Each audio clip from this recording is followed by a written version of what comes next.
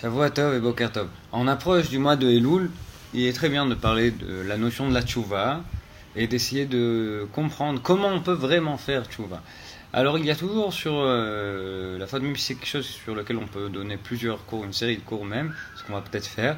La première partie de la faute, c'est la partie externe, à savoir si j'ai mal utilisé mes mains, c'est-à-dire que j'ai fait une mauvaise action ou que j'ai employé une mauvaise parole.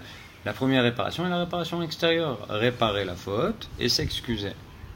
Maintenant, si j'ai fait une faute qui est irréparable, par exemple le lachon hara, qui n'est pas réparable en juste demandant pardon à la personne parce que le lachon hara s'est déjà propagé et que c'est une épidémie, et que le lachon hara est tout le temps une épidémie, ainsi le Chazal nous enseigne qu'il faut s'occuper des besoins du public, des besoins généraux.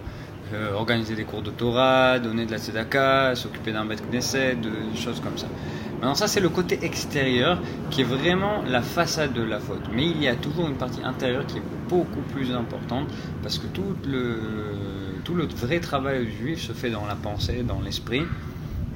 Et donc essayer d'arriver à faire tchouva sur nos actions, mais au degré de la pensée. Comment on fait ça ? Eh bien, le Degel Machane Ephraim, l'élève du Baal Shem Tov, nous explique ça de façon très jolie. Il nous explique que ce qui se passe, c'est qu'on a plein de coffres à l'intérieur de notre tête et qui s'ouvrent au fur et à mesure.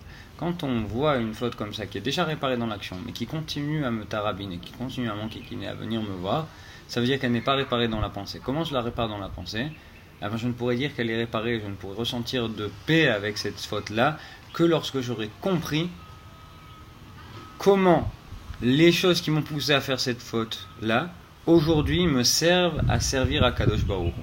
Quand on arrive à comprendre comment le mal en est venu à servir le bien, c'est là qu'on fait vraiment tchouva, c'est là qu'on ressent vraiment l'apaisement de l'âme, c'est là qu'on se sent vraiment serein avec nous-mêmes, c'est là qu'on fait vraiment tchouva.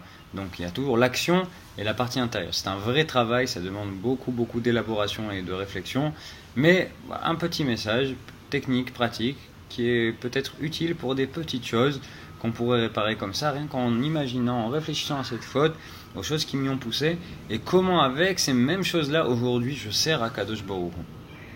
Voilà, donc on a une bonne semaine, Shavua Tov, et que des bonnes choses.